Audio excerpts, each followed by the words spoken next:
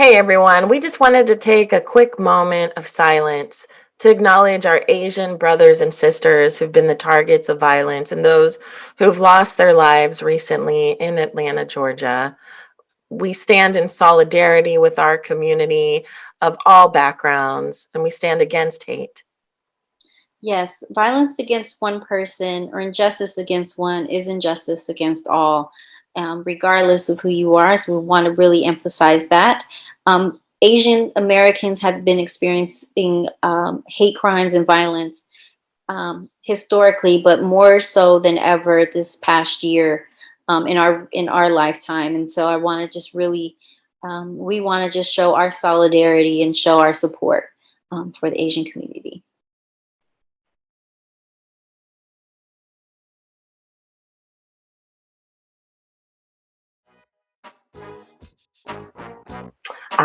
Yes. All right. Cheers to episode 5 of the Endnote. Oh, mm, Let's take a sip and let's dive in.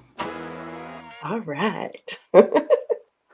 Hey, welcome back to the End Note. On our last episode, we discussed our experiences with Black History Month, Women's History Month, and also connected with how we identify with Black History Month and Women's History Month and all the other months that are Love out the there. 3 months.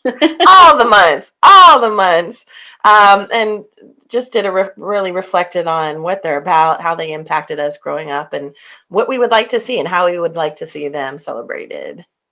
Yeah. And we are still in Women's History Month, right? The whole month of March.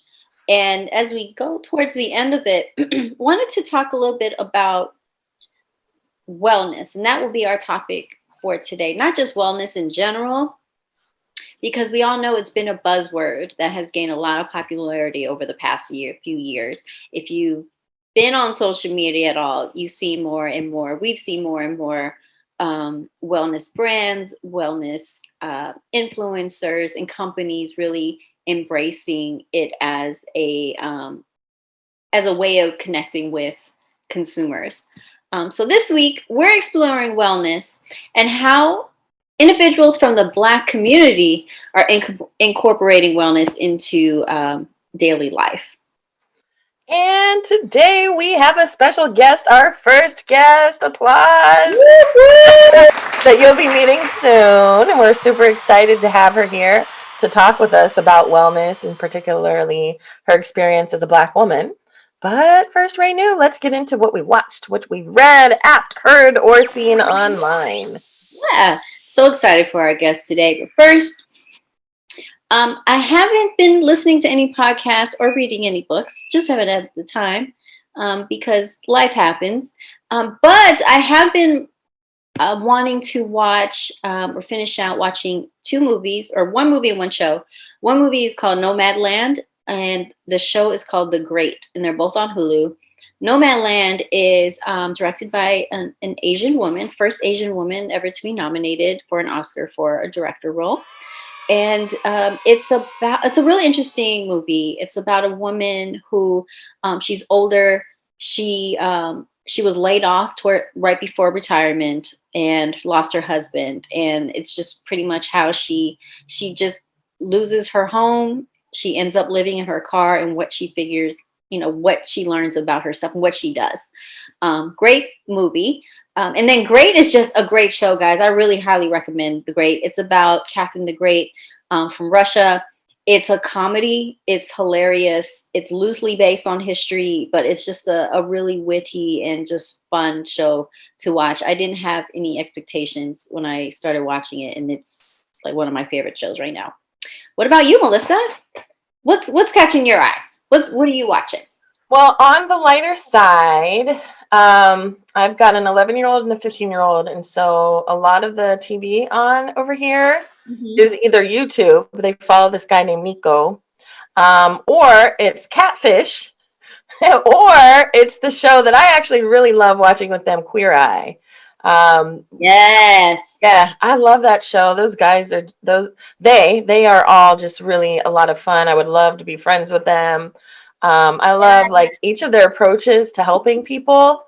Um, And some of the the byline, the other storyline that you get to see in it is, just their experiences with being queer, being gay, their gender identity, fluidity, things like that. I love seeing how they talk about it and how people learn to accept them for who they are. Because they're coming from, some of them have had really painful experiences with coming out and being their full self. So it resonates with me, and I love that my kids really enjoy watching it. They started watching it before I did, so I'm definitely a fan. Also, I look what I got in the mail. The Devil You Know by Charles Blow. We talked about this a while ago. Yes. While no, I have not read it yet. Oh, the pages feel good, so I'm excited. There's nothing like holding a book, right? Within the quality of the page. This one's kind of like I don't know, it's got a cool texture. I want to read the intro quote and then just something from the first page that caught my attention. So inside, there's a quote, and it's by James Baldwin from I Am Not Your Negro. It says, "For a Negro, there's no difference between the North and South. There's just a difference in the way they castrate you. But the fact of castration is the American fact." I am Yeah, snapping my fingers. right? And then the introduction. The introduction says, "I Can't Breathe" by George Floyd, Eric Garner, Black America, millions of protesters in the United States and around the world. First sentence, he called out for his dead mother. He called out for his children. Second paragraph, knee in his neck, cheek to pavement, the life slowly being pressed out of him by an officer whose demeanor was so unbothered that the sunglasses pushed back to the peak of his head were never disturbed. Third paragraph, George Floyd had been killed, casually, callously, in the street, in the full light of day, with witnesses watching, recording, and objecting. I hear George Floyd's name being used a lot. We're like a year into the pandemic. Mhm. We've had so much conversation, much of it rich, some of it performative, around Black Lives Matter and people wanting to embrace anti-racism. Um, I love like just all these books that I'm getting exposed to and the things people are putting out. It's really pulling me so much closer to wanting to really support, uplift, love Black people. And so today we're going to talk about wellness. For me, my huge interest of late has been around wellness in the Black community, and I think a lot of the lessons from there can be applied to any community, particularly for Black, Indigenous, and other people of color. So, just wanted to reflect on that for a moment. I'm happy to have this book. I'm looking forward to what it brings me, and just want to acknowledge, this conversation around our wellness, our mental health, is important. I saw a friend yesterday who was in town visiting, and I met her through the National Conference of Community and Justice, where Rainu, you and I met. A white woman named Diane, and we were talking because we share some similar experiences around mental health, and she's kind of in the next stage of life of trying to figure out if she wants to continue working and where. And she's been traveling a little bit in pandemic. She's a little bit older than me, and she was sharing. She feels like Blackness. What does she say? Blackness is pathologized. How do you say that? Pathologized. Yeah. And I thought that was really interesting, just thinking about all that Blackness is, all the negative that society attaches to it, and that as Black folks that we feel, and the pathology behind it, the all of that, that how the oppression impacts us, and the prejudice and the racism. And she was telling me about a great friend of ours, a woman named Leisha, who once when Leisha was asked, who's also from NCCJ, mentor of mine, when she was asked, "How does racism impact you, Leisha?" And Leisha replied, "It affects my mental health." Mm.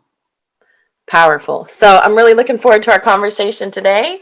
And let's keep on. Let's keep on through this episode so we can get to our special guest and spread some wisdom, some knowledge, and some end notes. Well, that's a great segue, Melissa, because we are talking about wellness today. And the reason why we wanted to talk about wellness is, firstly, we all know, and we've been through a lot this past year, whether it's being confined indoors or participating or observing our social injustice being exposed and working our way through it. I mean, we've had a change of president. We've experienced a lot, and now more than ever, wellness is just a really important topic to touch on. I think we're in need of a little self care and wellness more than ever. Uh, and not only that, I mean, companies are recognizing that, and so again, like if you're on your Instagram feed, if you're on Facebook, the concept of wellness has just really been marketed in a way that I haven't seen before. So I wanted to talk about one, what is wellness? And I'm curious what, I want to talk about my experience with wellness, and wants to share her experience with wellness. And then I want to talk a little bit about, I think once we're finished, we'll talk more about how this all plays in with the Black community. Just as you mentioned, Melissa, there's a lot of trauma in the Black community. If not historically, at minimum this past year. And where is the wellness space? What's happening within the wellness space for the individuals from the Black community? And I'm excited again to connect with our special guests about that. All right. So, wellness, I'll break down what wellness is, and then I want to hear from you, Melissa, on how you celebrate wellness or what you do for wellness. All right. So, wellness again is, everyone sees it as completely different things. It's just this, it's a buzzword. But according to various sources, wellness is an active process of increasing awareness and actively making choices towards a healthy and fulfilling life. It is the act of practicing healthy habits on a daily basis to attain better physical and mental health outcomes. So the whole point is that you're not just surviving, but you're thriving, which is really, really important. And then with that, there are 8 areas that it breaks down. And I'm not going to get into each area, but I think you will be able to tell that what we focus on in general are about 2 or 3. One is the emotional wellness, occupational, intellectual, environmental, financial. It can always be more well in that, physical, social, and spiritual. And I want to highlight like yoga, because I think for me, when I ask people what wellness is, people usually say yoga is usually like the first thing people will say, and that encompasses different areas of wellness. So here's my question for you, Melissa. First, like when you think of the word wellness, what do you think of? And then how do you practice wellness in your daily life? Yeah, it's a good question. Wellness is, it's a very approachable word, I think. Like with some of the work I've been doing with volunteers in the community around Black mental health and awareness and education, we decided let's call it mental wellness and health so that it kind of softens this concept around mental health, because people think they have very negative connotations around the phrase of mental health of like, oh, that means somebody who's crazy, you know? And so it's a little bit more approachable, I think, to call it wellness. I when I hear wellness, I do think about things right now like yoga. Maybe it's because I'm a West Coaster now. I think about stretching and breathing, which I think is great.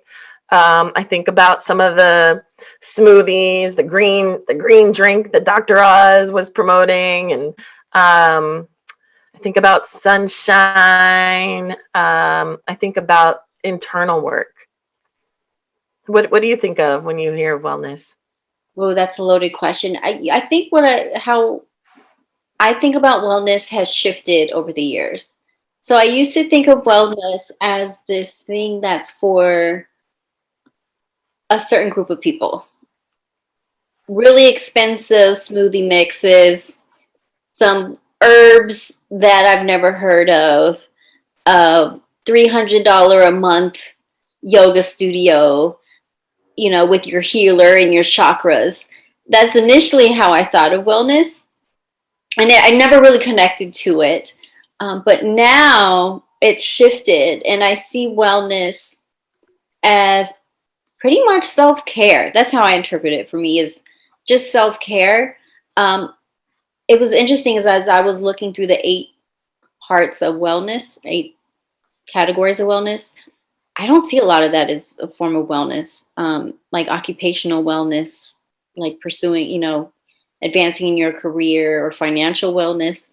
I just saw it more as just like managing stress and maintaining health. And so I practice yoga. I love yoga. I think yoga has made a huge impact in my life.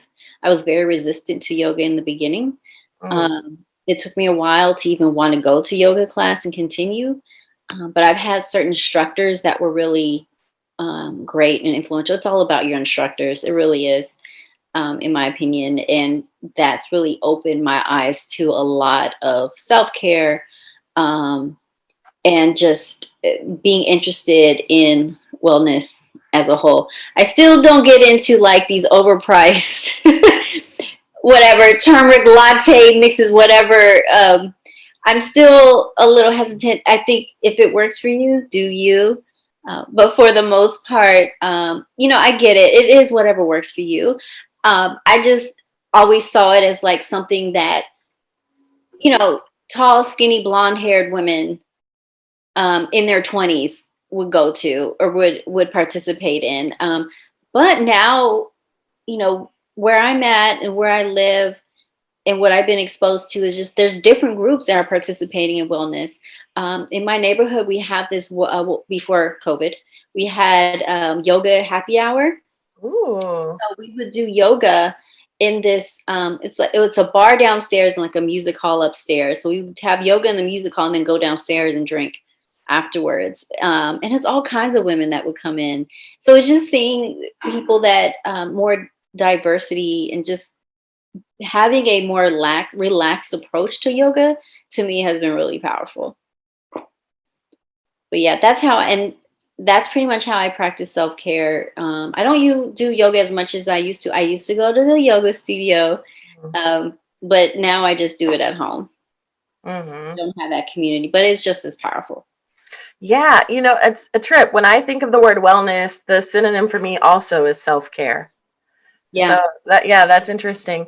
Like I had never thought about financial wellness as being like a main category that's significant wellness. But what I do know is folks who go through depression and have immense stress, it's often work related. So work being connected to money and all of that makes a lot of sense. right. Yeah, Suicide, definitely. they say a large reason for suicide is just financial stress, like people Yeah. not they can get out of the financial hardships they're in. But then occupational wellness is being happy in your job and constantly learning and pursuing the next thing, and that all makes sense. And I didn't realize that. Again, it's more than just drinking your smoothie or whatever and going to yoga class. Yeah, yeah. Sometimes when I've had some challenges with depression or anxiety, and I've talked to one of my really good childhood friends, Lisa, she would ask me, okay, is this something you're experiencing because of something situational or something internal? And so she helped me to think about, okay, what's going on in my environment that might be triggering me, or what is it with my patterns of how I think. Feeling for me, one of my challenges is feeling like, oh my gosh, there's no alternative to this problem I'm having. There's only one way, and I need to make like a really drastic decision, like move or quit my job, or and so that's helped me a lot to be able to identify, okay, wait, actually I have a decent job right now, and maybe I'm going through some mental stress and some negative self-talk. Maybe I need to walk more outside, or do some deep breathing, or check my thoughts. So I love this. I love this introduction of these different categories for us to think about and how to take care of our wellness. for me, I think of self-care for my mind, body, and spirit.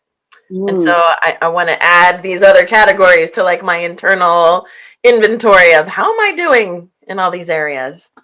Yeah, you mentioned like walking outside and like being mindful, and that's another phrase or term that's becoming used often is mindfulness. And that's part of that spiritual wellness. And then there's environmental wellness, which is just being outside, being outdoors, and the power of that, being around plants, understanding the relationship between you and the outside world. And that can be simply recycling, feeling better about, less waste or whatever. It could be a lot of things. And those are all important. That really all comes into just our well being. And again, something that I need reminding all the time. But yeah, it makes a lot of sense. So I think we both mentioned yoga. Yeah. Tell me a little bit about like your experience with yoga. It comes from your heritage, right? Hmm. And how is it used today? What are your thoughts on that? Is this cultural appropriation? These women that we see today in these hot yoga studios and their namastes, like how do you take that as a woman with Indian descent? That's a great question. And that was part of why I was very hesitant to attend yoga. So my history with yoga goes back to when I was a kid. My father was Hindu and my mother was Christian, and there was always this kind of religious power structure in my household. So the compromise was I went to Hindu classes, like almost like a Sunday school um, type thing, if you're for Christians. And so on Saturdays, I would go attend these Hindu classes, and part of it was yoga. And uh, yoga was taught to me very differently than what I saw yoga being, how it's being taught in mainstream in America now. And so I just saw it as a religious thing.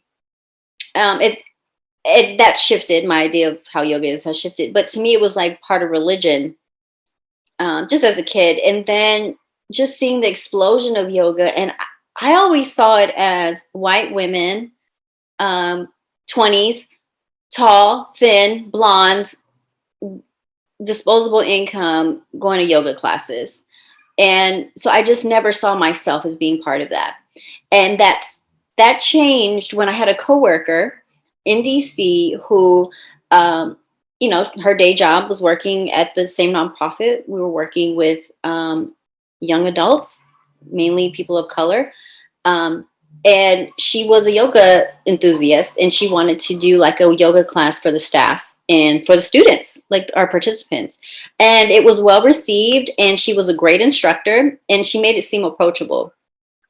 I went to then try other classes, like in the mainstream, like these yoga, the fancy settings, and I was so turned off. So, and I was turned off because I just remembering what I was raised with and what it has become. And I did question, is this cultural appropriation? Is it another thing that white people are grabbing and saying, oh, this is cool. Well, thank you very much, India. We'll use this now and this is ours. That's how I saw it. Um, and it was just, and I saw that just in the way that the approach to yoga was different than what I was used to and what I had been raised to do. And but the use of language, so they use the same, anyone who's done yoga understands like chaturanga, namaste.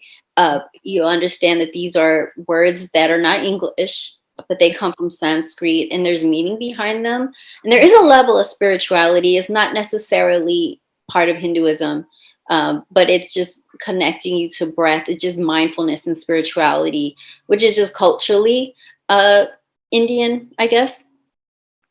So I just didn't want to deal with it, but I decided to give it a go again when I moved to Chicago. Had a great instructor, and connecting it to our guest that we have. He was a white guy, white man, but he was so chill and so, he's like, this practice is whatever you want it to be. If you're bad at it, that's fine. And he would read a quote from a book every session. to kind of ground you into what you're going to do or setting an intention. It was almost like a sermon. You know how you go to a sermon and the preacher will have like the main point of the sermon and that one verse or that one thing that they'll read, and you're like, yes, you're nodding your head and you're like, yes, that's what I focus on. Yeah. That really did for me. And I think that's what kept me going. And I did learn, for me, it's all about an instructor, Mm. at least in the beginning. So now it's changed. Now, again, I'm in Hyde Park in Chicago, one of the most diverse neighborhoods in Chicago, which is very segregated. And I keep saying that because it really impacts my experience. We have a fancy yoga studio, Core Power Yoga. If you guys heard of Core Power Yoga, it's real expensive. I go there. I used to until COVID, but there would be a few Black men and women in there. But not a lot. There were a few instructors, the managers, African American. But what I saw from that is an interest in doing yoga, but not with core power. So Black yoga instructors have been doing these like yoga happy hours. One person that I love to that, and she was actually a yoga instructor at Core Power, but she now branched out on her own. The Hot Mess Yoga. She's on Instagram at the Hot Mess Yoga. I love her. Black woman. She makes it approachable for all. She's hilarious. She doesn't take yoga seriously. It's definitely a practice, but it's more relaxed. And I've been taking classes with her and loving it. And just the group of women that go there have been great. So it's a shift. It's now I do feel it's a bit of a culture appropriate. It's another thing that has been taken and Yeah. branded. However, I also see it helping a lot of people. So with that, hey, not all Indians practice yoga too. Like, to be clear, it's something that people think it's 2,000 years old. It's really started around the 1800s. It was really something that only preachers or Hindu priests, hardcore like monks, would do. And it slowly kind of went into just religious people, mostly men in India do yoga. Women, it's frowned upon until very, Wow. very like a decade, I think.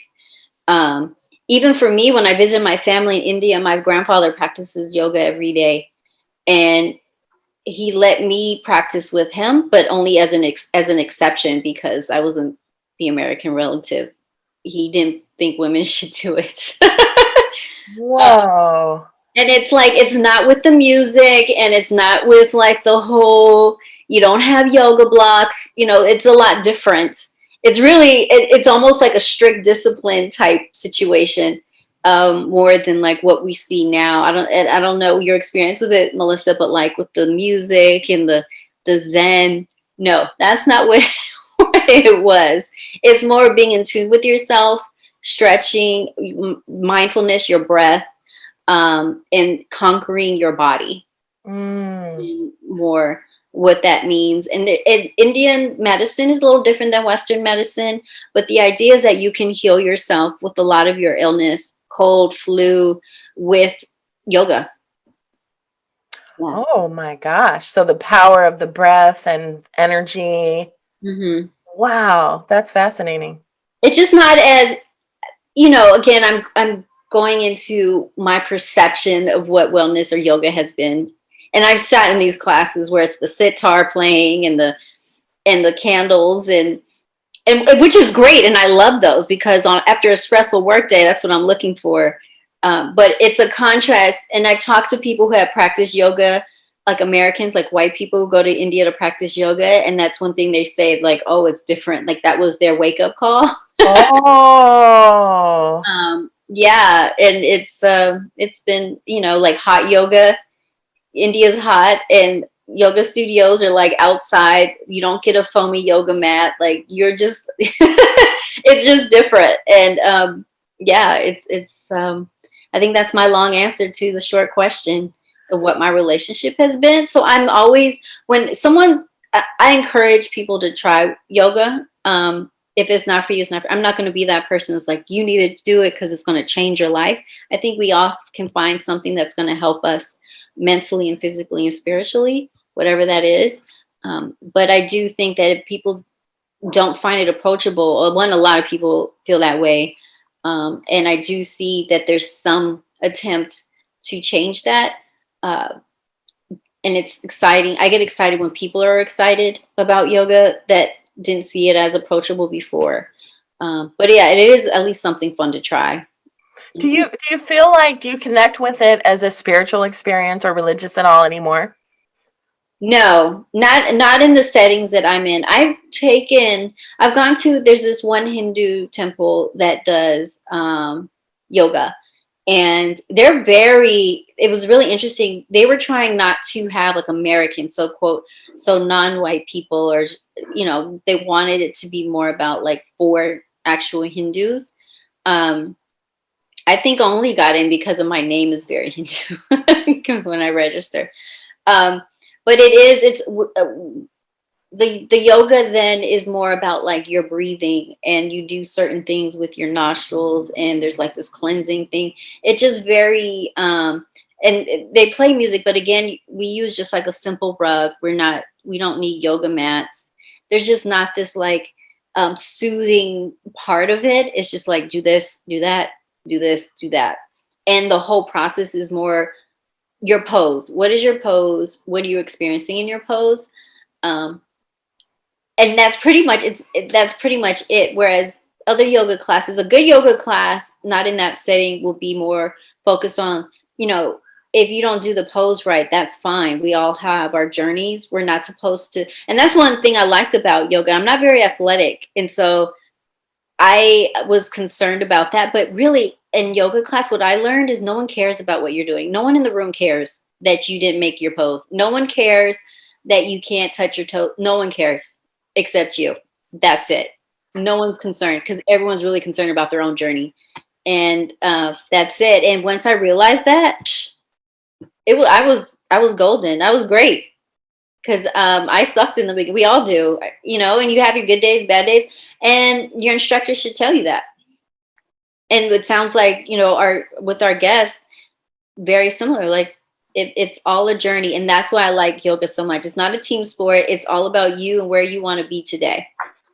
That's a great reminder for someone like me who's very introverted and not very coordinated. Like, I am not a person who feels like I was gifted with the talent of being able to dance or have coordination. So I do like this philosophy that yoga is for me and not what people think about how I'm moving my body. Yeah.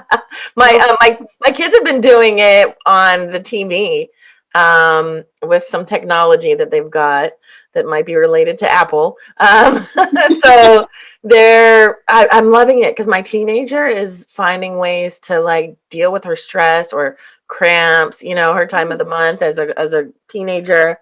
And she's inspiring me. She's really sticking with it. So yeah, you're right. It is helping people. And I've just always had this feeling that yoga is like, it's the way to go. We can benefit a lot from it. I've heard stories of people healing from ailments from it. I was also thinking about like nature around us and just watching my dogs in the morning, or I've seen cats do this. They wake up and they stretch literally every morning, and just as humans, how we should be doing the same thing. Like there's something there in that nature. There's a Yeah. lesson there for us, right? Yes. They sleep a lot, but they also move a lot, know how to stretch. And I don't think we stretch as much as we should, particularly in the morning, right? That's the best time to do it. There is that morning stretch, but I don't think I do that anymore. Like I need to get up, and when that alarm goes off, I know I need to get up. And it's just a good reminder. Like yoga's helped me in so much, Melissa. It really has. And I'm not trying to tell everyone to do yoga, it'll change your life. But I've taken yoga during very challenging parts of my life, and it's really helped me because it is a physical, mental, and spiritual journey. When you're on that mat, it's just you and the poses. And there's the self-doubt, like, oh no, I can't do this pose, or I messed up today, and not being hard on myself. Um, and it sounds really minor and basic, but it really, in that hour of doing it, it is like, where is my head at right now? Just really check. It's an opportunity to check in, with myself, because I'm not talking to anybody but myself, my inner self, throughout that whole process. And again, you can look around and be concerned what people think. Nobody cares. Nobody cares. Nobody. The instructor will care that you're okay. Other than that, like if you can't do it, if you're in pain, it's just more like mind over matter. And that's somehow that really has helped me through a lot of challenges outside of yoga. Just being mindful, the concept of knowing where you are in your headspace at any moment, being mindful and acknowledging that. So acknowledging my self-doubt, or acknowledging my anger towards something, like where am I at, where's my emotion right now. That whole mindfulness is so powerful in how it's affected my relationships with people and just how I live my life. So, one of the many mysteries of life, I think, is the power of prayer or energy or Mm. the law of attraction. Like, I often think that perhaps there's something that's weaved in between all of these concepts that's actually the same thing. Growing up for me, I grew up Catholic and I would pray the rosary every night. And I realized as an adult that that was like my quiet state of meditation, and I was really disciplined, and Mm. I think it helped me to cope with, depression. I didn't realize then, I think I definitely had depression and anxiety as a young person, and I think it stemmed from, maybe some stuff through, like, my family, right?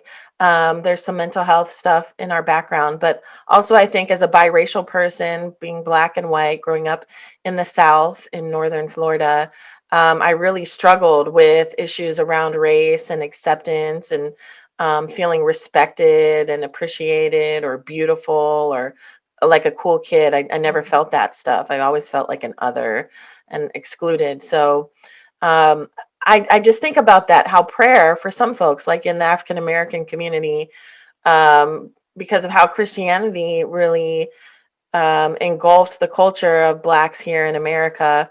I think that the Black community really has struggled with mental health issues and seeking care outside of praying or going to church. There are a lot of misnomers about about mental health in the Black community, and yet we experience so much trauma and generational trauma that's impacted us, and then discrimination and oppression and living in systems where it's led by white supremacy. It really takes a toll on us mentally and physically and spiritually. So I do, though, I think a lot about just that interesting connection between how important it is to meditate or to do yoga or to be mindful or to pray, if that's the way you approach it, and connect with your higher power as you see it.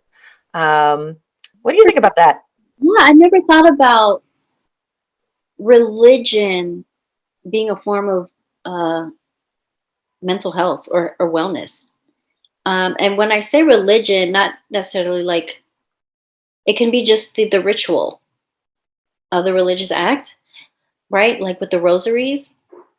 Um, but then I'm thinking how important church has been to so many people, or any religious community space, whether it's the mosque, the masjid, the temple, the church, um, whether it's the storefront church or the mega church, and the relationships that are built there. Um, that's like a form of self care and wellness. Being around people and being told, I just compared my yoga instructor to a preacher in terms of like that one nugget of something to marinate on, that one sentence or that one paragraph. That's been mental health or wellness for a lot of groups, particularly in the African American community, the Black community, and the power of the church. What do you think about that, Melissa? Like, with less people going to church now, we know that less people in the United States are attending church, more Right. agnostic, more are just or practicing the relationship with God in different ways. Like, how do you see that as being an impact or having an impact with the relationship with wellness? Like, what are your thoughts? Yeah, I think it's definitely has to have an impact for folks in communities where they culturally spend a lot of time in big groups, so the Black community, or let's say Pacific Islander communities, our neighbors are Pacific Islander, and I know that, the culture is about community and being together in spaces. So I do think that's been a challenge in COVID. I have a hunch that that's one of the many reasons why Black folks have contracted COVID at a high rate, Mm. disproportionate rate. I think is because of how we live our culture, how we live our lives in community space, as well as like not trusting government and having really negative experiences with healthcare. I was reading an article, it was on mcleanhospital.org, and it was titled How We Can Break Mental Health Barriers in Communities of Color. And Mm. they shared, they were talking about how there is a stigma around mental health and wellness that's not new in the Black community. First time I'd heard this, Dr. Martin Luther King reportedly had severe depression during periods of his life, and he refused psychiatric treatment even when he was urged to seek care by his staff. There's that stigma. Like, I can just imagine what his mental state must have been like, knowing that, people were threatening him all the time and wanted to kill him and did kill him. So it was not that it was unfounded fear. Um, Mm. and in that article, I also read that the stigma about mental health, it can be traced back to slavery. Because think about it, back then it was thought that slaves, they were no better than a dog. They were not really seen as sophisticated human beings who were able to experience depression, anxiety, or other mental health disorders.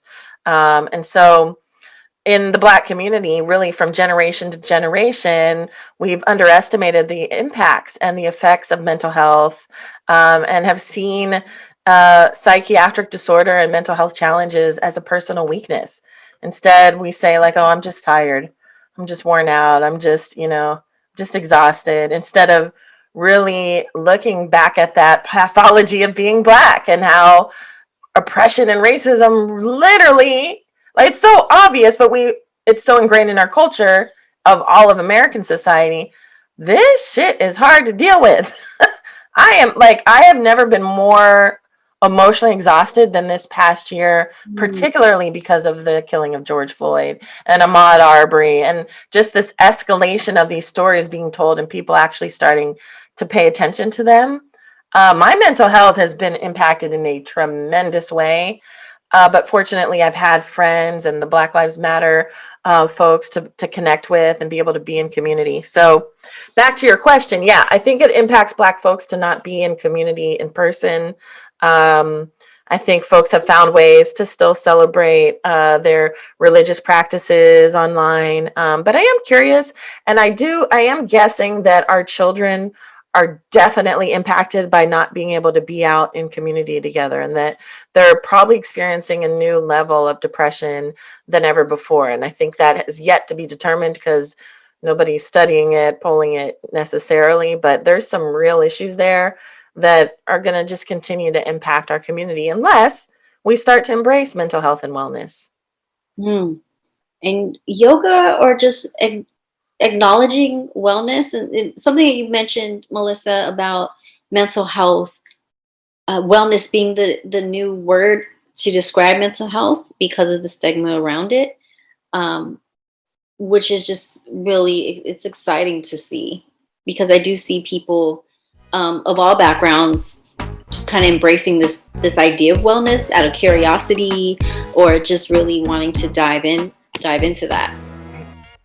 So, thinking about how our mental health and wellness can impact people at a young age, I think it's a really important issue, especially now in a pandemic, for us to be talking about more and more. I love to talk about actually my challenges. I don't know if I should say love, but I'm comfortable talking about my mental health challenges over time because I think the more we talk about it, the more normalized it gets, especially Mhm. with how deeply like postpartum depression impacted me. I actually do love talking about that because I think it can be helpful for other women. I just wanted to reflect for a minute as we bring in our guest, Kim Tabari, who I met through Black Lives Matter Long Beach chapter. Um, some of the work that Black Lives Matter has been doing, at least locally, we've been involved for quite some time around um, looking for ways to elevate community care workers. And just the defund the police movement is really about shifting how we think about community health and wellness. Instead of being punitive and investing so much money in policing, which we know is murderous and violent and impacts Black people and other people of color's mental health, as well as the disabled community. Instead of that, we'd like to see folks divest from the police departments and invest funding into health, into proactive, preventative needs in communities, into our mental health, into our well-being. It makes a lot of sense when you really start to pick apart what does defund the police Yeah. mean, right? It's so important that we break down what that means, because I'm totally on board with that.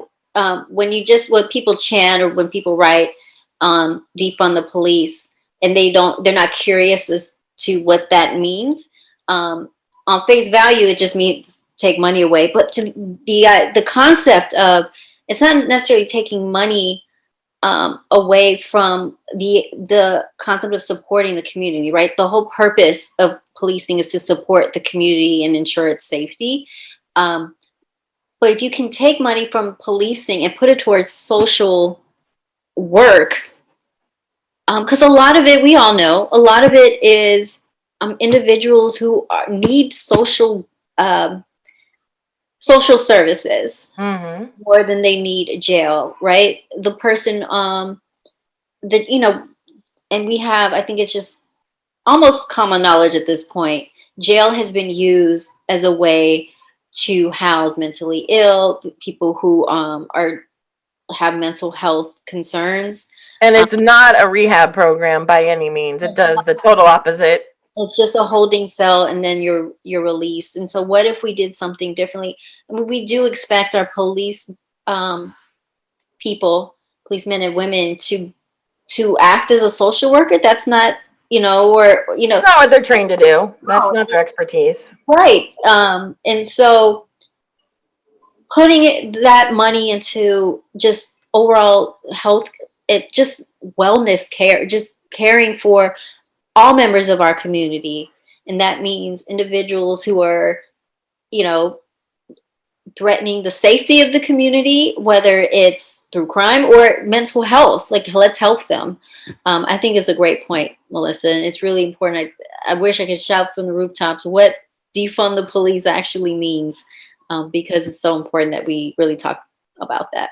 Yeah, there's a really cool story around how CPR came to be, and I think ambulances, how a lot of that used to be housed in policing, and then folks realized somebody else is better at this stuff. So defunding the police is about divesting, investing, reinvesting, and really shifting. How do we look at community care? How do we look at our well-being?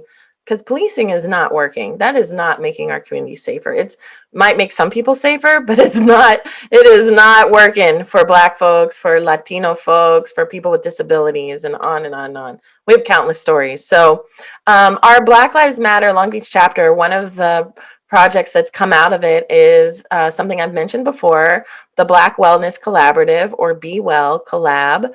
You can find more information about us at the letter bewellcollab.com, or on Instagram, we're on Be Well Collab. Group of volunteers who've been working to really dispel the myths around mental health in the Black community. And we're looking at ways to advocate within the healthcare industry around how folks can treat Black folks better, and not discriminate. I think of the story of Serena Williams when she was pregnant and gave birth to her child, and how the doctor didn't believe her, that she was experiencing something that didn't feel quite right after the baby was born, and she almost died. Mm. Oh my gosh, I heard an audio recording of a doctor recently who got COVID. She went into the hospital to be treated. The doctor's there. She was a doctor, a Black woman. The doctor's there that she went to see to treat her didn't believe her, said she was just basically over exaggerating, didn't want to treat her. She gets on video and records her experience while she is finally being hospitalized for COVID, and she ends up dying. Like it's just devastating the types of things that can happen in the healthcare industry that we're not talking about. So I'd say, as far as wellness goes, we need to be talking about what's happening in our healthcare systems too. Mhm. You know, Wow. yeah. One other thing I'll say about our Be Well collab that I think makes it unique is we are collaborative of folks who've been impacted by mental health challenges, maybe personally, maybe people in our family or our children, or maybe we work in the healthcare industry and work with folks with mental health challenges and mental illness. But we've also brought to the table holistic healers, beautiful Black people who look at yoga and energy and Reiki and what are our energy centers called? Chakras, right? We just held a webinar today and did some breathing and centering activities before we did a workshop with some local poets on healing through creativity. So we're pairing, the traditional and non-traditional and cultural types of approaches at healing with the Be Well collab. So I'm super proud of what this group's been doing and just some of the gap that we're trying to fill and how we're working to really uplift and amplify folks who are practicing what is it, anti-racist approaches to health and well-being. How's it been received so far? It's been awesome. Great. A lot of great energy around it. I mean, we're still in the very beginnings of being formed, but I think it's a cool model for other communities to look at, and we'd love to share what we've been doing with others. So check us out, bewellcollab.com. It's time. It's time to bring on our special guest, Kim Tabari. Kim is a friend of mine that I met through Black Lives Matter here in Long Beach, California. She is a fierce woman, brilliant woman, has a university life full-time in her full-time career, but is also a really dedicated community organizer, a parent, and so much more, which we're going to learn about. So Kim, thank you so much for being here today. Yeah. Thanks. So Thanks for having me. Absolutely. So we're here today talking about wellness during the pandemic and how wellness and health, what are those issues around people of color, particularly Black folks. Coming from my experience, it's a conversation I like to have a lot. And Renu and I have been spending time on the Endnote talking about issues related to race and class and gender and just as people of color, how we navigate the world, what are the issues that impact us. And I thought of you immediately when we thought about how to have someone who could share a really cool perspective on issues of wellness for Black folks. I thought of you because you've been doing yoga online during the pandemic for free. How did you come to this? Tell us more. What's your background with yoga? Yeah, so I started doing yoga in the early 2000s. In Long Beach on the Bluff, because we have a free yoga class on the Bluff with Dharma every Sunday at 11. She teaches, and she actually there's somebody that teaches every day at 11. And I just happened upon the days that Dharma was teaching. And she did it in a way that really, it wasn't about the poses, it wasn't about flexibility and having the perfect, and looking in this perfect way. It really was tapping into yourself and the true essence of yoga. So I feel really blessed that I was introduced to it in a really healthy way, right? And it wasn't a whole thing on Instagram and the perfect poses and all of that. And I really locked into just tuning into my body, finding my breath, finding some stillness, and really just sitting with myself, which for, many of us, including myself, is not the easiest thing to do. um, so I found yoga about a year before I had my son. And then when I had my son, then he pretty much grew up on the Bluff because we could still go out there every weekend. And, I felt like people would see him getting taller and taller and taller over the years, and he just sort of become part of the yoga Wow. community in that way. And then a few years after I started, Dharma is an instructor and also teaches yoga teacher training. And so I did a training there. And I think it was then that I was starting to recognize that there are not a lot of Black folks here. There are not a lot of Black folks on the Bluff. There are not a lot of black. I think there was maybe two other black women in my class. And so just this notion of like, how do we practice self-care with like all the different labels that we wear, whether it's race and, gender and all these other things. And, I just became a little bit more aware of that. And just, when I would talk to other Black women that were doing yoga, they would feel like, oh, I don't really like yoga because it's just a bunch of skinny white women in a room and like I just feel so out of place and I can't do those poses and I'm not flexible and so on and so on. And it felt like there was a lot of shame in them not being able to do certain things. So I Right. started to talk to people really about like it's not just forget about those people in the room, right? Like it's about what are you bringing? What do you want for yourself today? And what are you bringing? And really tune into your breath, block everyone else out, and just be there for yourself for an hour, 45 minutes, or however long.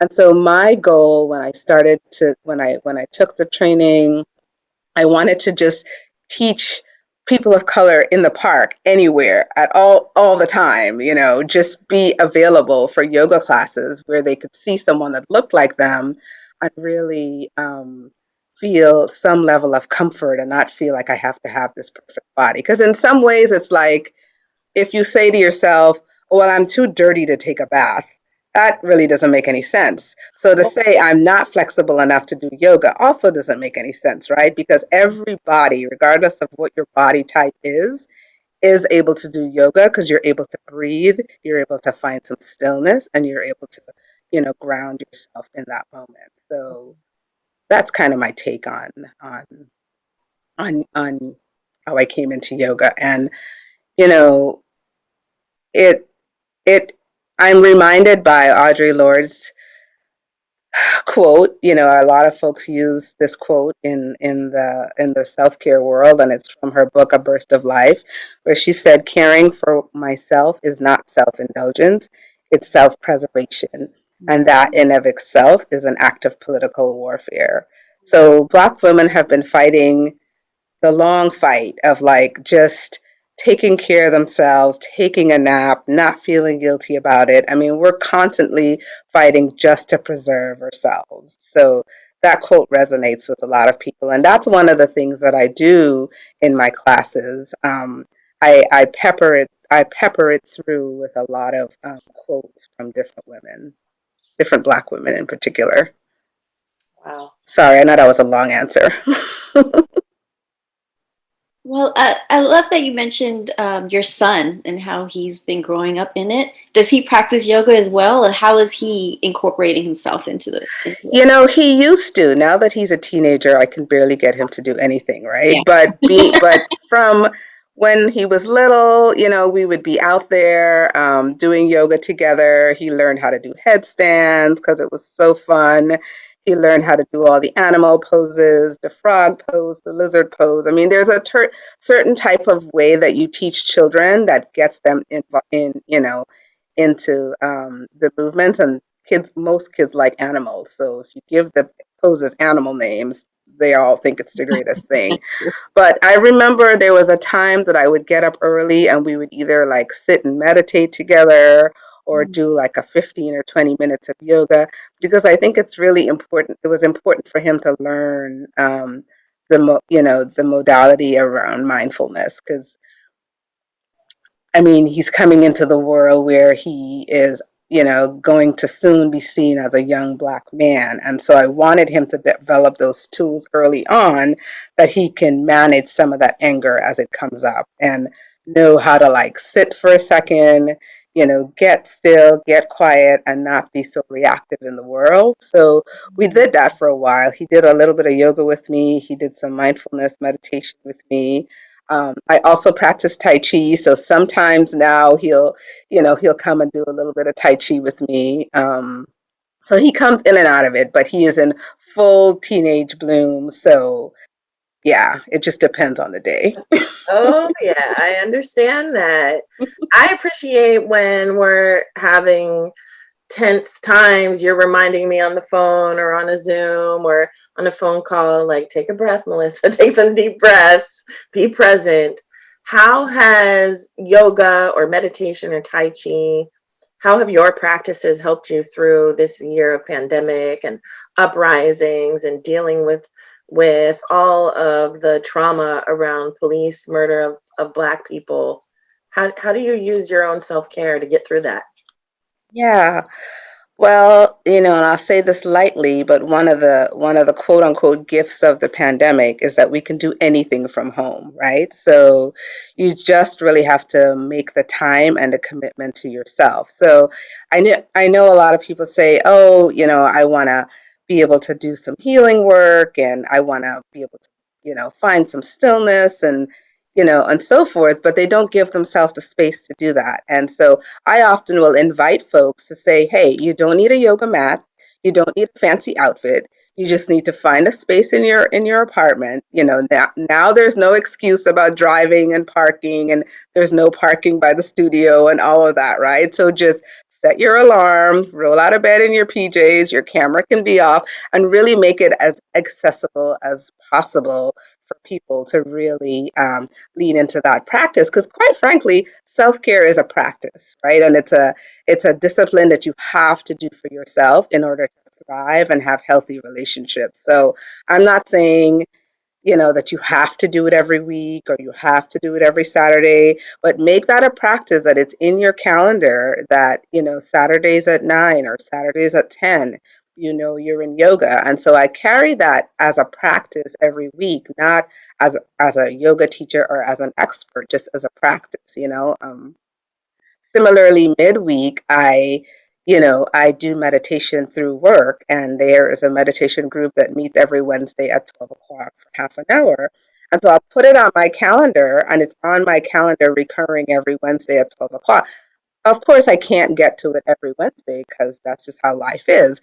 But again, it's a practice that I know if I miss this Wednesday, I can come back next Wednesday and I'm not going to beat myself up for it, right? So figuring out what that practice looks like is really important, especially during the pandemic when folks are feeling so isolated and at home. As for those that live alone and for those that are living with other people, that could also be its own challenge, right?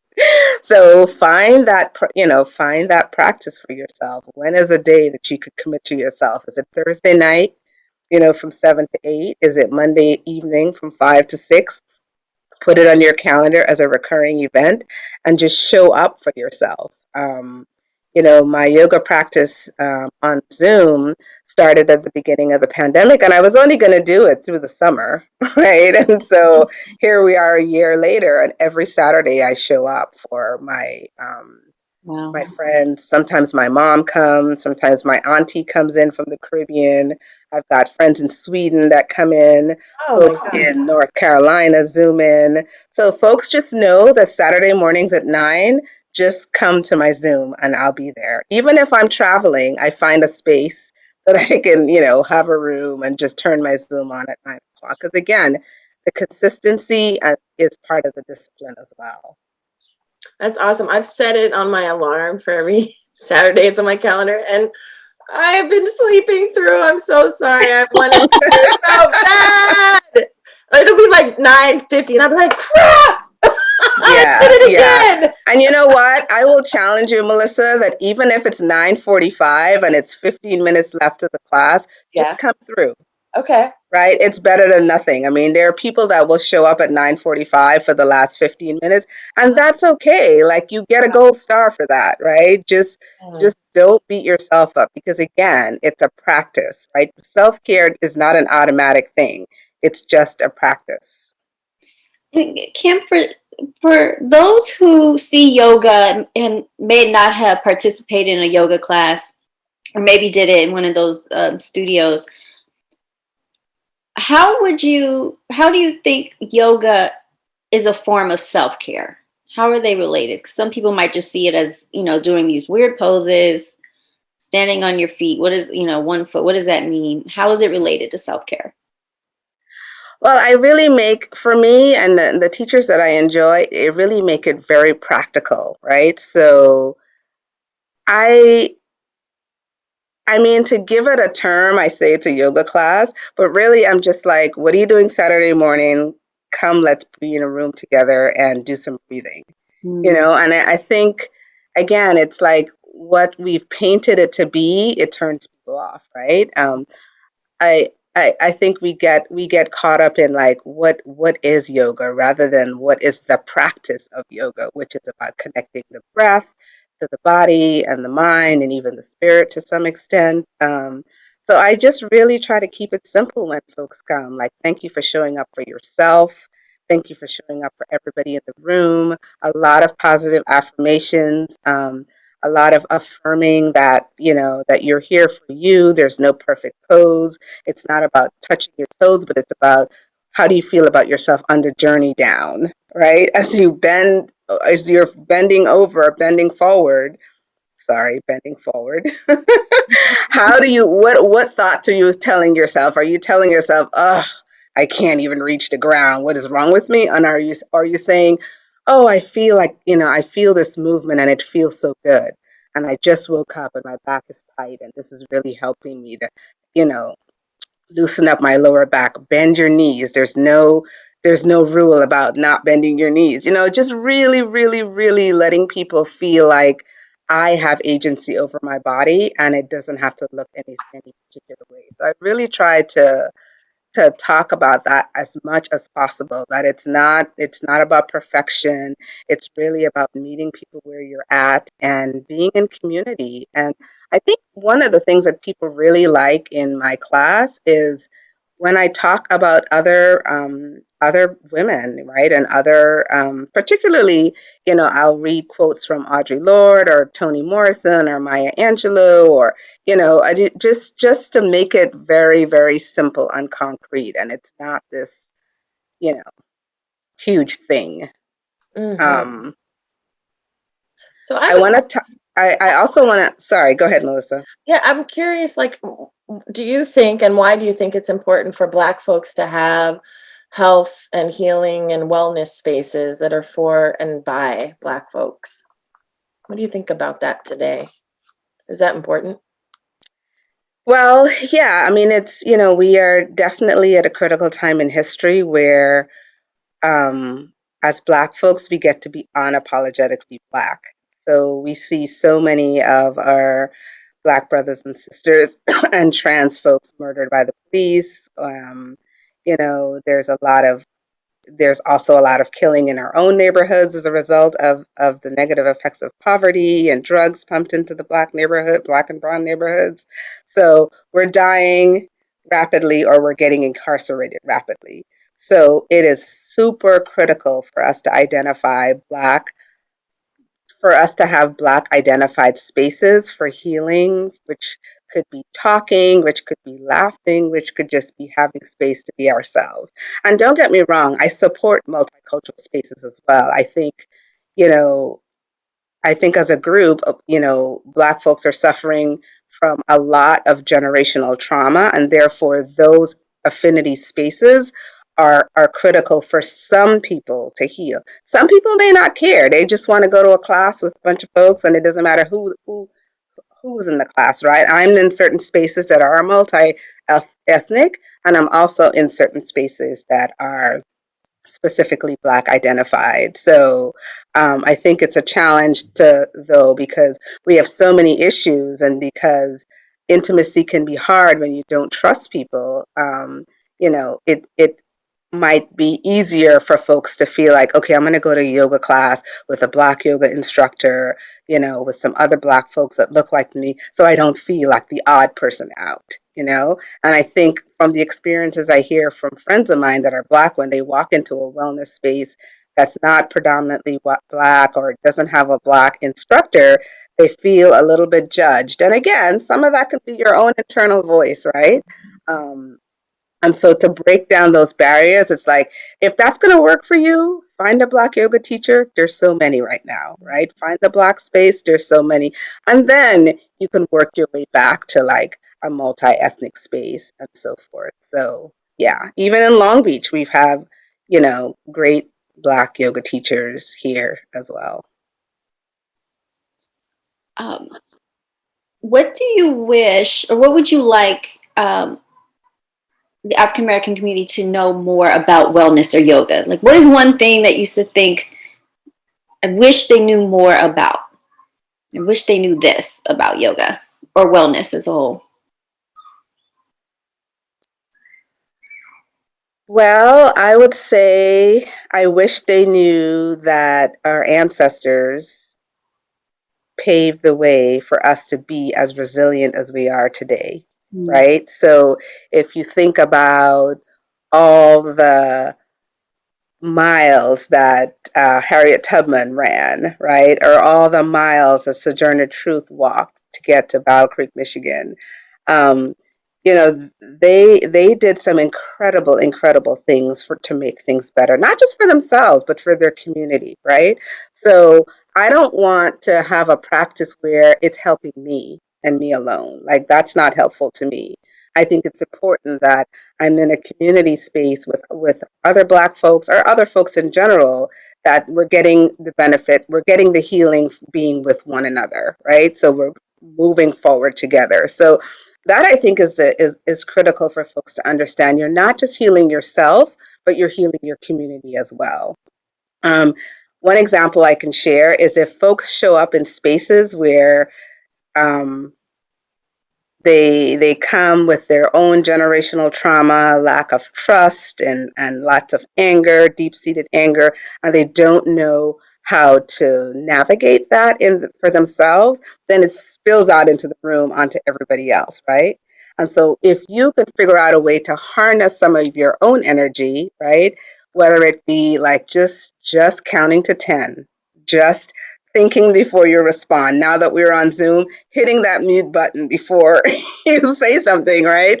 So all of those things for you is important for you to get a handle on because you end up hurting and traumatizing an entire room of people just because you were having a bad day or something happening at home is triggering your own hurt and pain and then you end up spilling it onto others. So I just try to really point out that this practice is not just for you. Like it's more for me than for you because I want to be in spaces with you that I don't feel hurt or traumatized because you feel hurt or traumatized.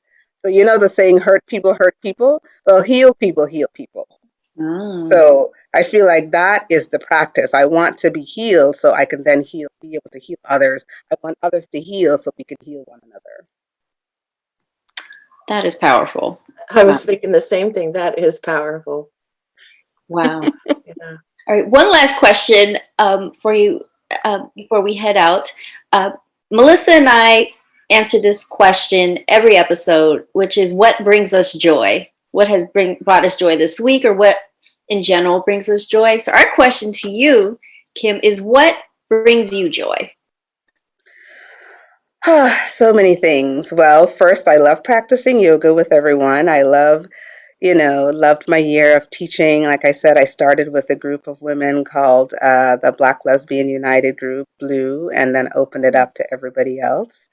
So I really love that practice in community. I also love the ocean. And I've enjoyed this past pandemic year. My son taught himself how to surf. So we would go to the beach really early in the mornings, quarter to 7 o'clock in the morning. And it would just be so lovely to just sit on the shores and listen to the waves while he's out there doing his thing.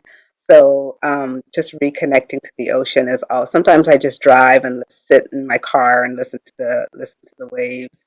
Um, yeah, those things really bring me joy. I also really like being in conversation with like-minded folks, to talk about some of those hard conversations when you're talking about race or gender, sex, sexuality, immigration, all those things. I appreciate those conversations where we get to see each other's humanity and celebrate how amazing we are.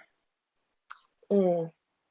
Thank you so much, Kim. Really, really appreciate you spending a little bit of time with us here today and sharing your insight. And thank you for the way that you give back. You give back in so many ways. And it's felt and it's seen, and I've personally benefited from it.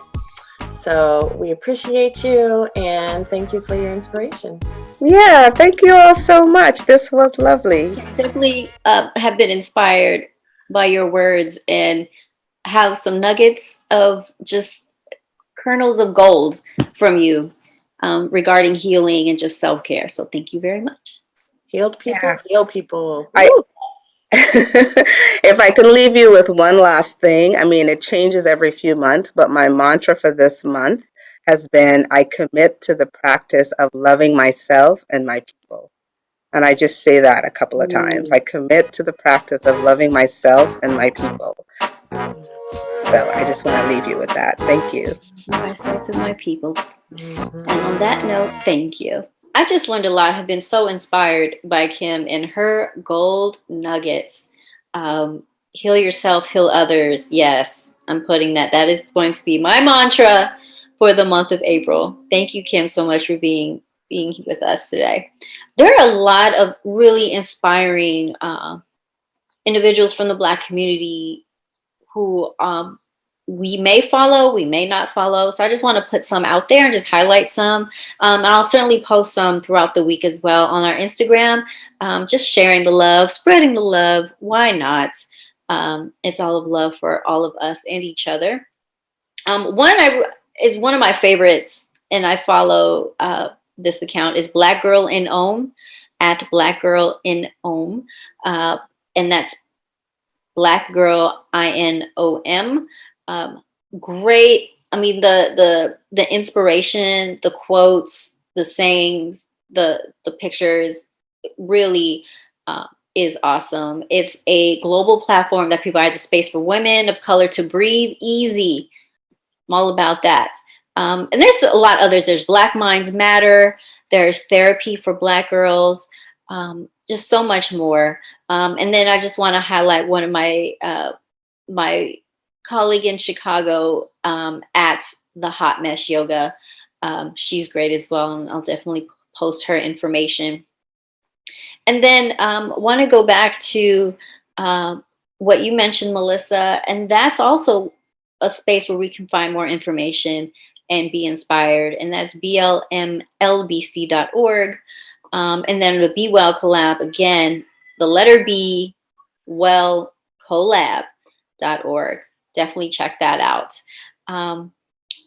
In the meantime, I think that's it for our show. And before we wrap up, we ask him what brings her joy. Melissa, what brings you joy this week? Oh, yes. It is the power of the nap. Naps. Naps bring me joy. Right after we filming today and recording, I'm taking a big old nap. Yeah, re-energizing. Something that's been bringing me joy, and this is so random, but I find it really entertaining, is I've been watching in my sleepless nights, watching the Hollywood Reporter Directors Roundtable. As nerdy as that sounds, Whoa, what? the Hollywood Reporter brings in groups in the Hollywood industry. So it'd be directors. So there was one with Spike Lee and oh man, he's a very handsome actor that is well known. George Clooney. Together, and the director from Nomadland and the director from Minari. So he's an Asian man and she's an Asian woman with George Clooney and Spike, and they just talk. They just talk. They have one for women, and they bring women in, actresses or writers, all diverse groups, and they just put diverse backgrounds, and they just talk and they have a facilitator who'll just facilitate with some questions, but the way they vibe off each other, and they're really just it's like a therapy session. You're literally watching a therapy session because they really get deep. It's not like PR. It's not like an interview for promoting a film. They just really get into it, and their vulnerability. They're open with their vulnerability. Has been really entertaining and inspiring to see. So that brings me joy, for what it's worth. The Hollywood Reporter. Who would have thought? And that, other than that, guys, thank you so much, ladies and gentlemen, for watching or listening to the Endnote podcast. We'll be back in 2 weeks from now which would be April. Oh, wow. We're airing this on March 22nd, so you'll hear from us again or see us again on April 5th. In the meantime, you can catch us on our social media at the Endnote Podcast on Instagram, Facebook at Endnote Podcast, and the website verbworks.org/Endnote. Until then, guys, talk to you next week. Be well and be kind. Bye.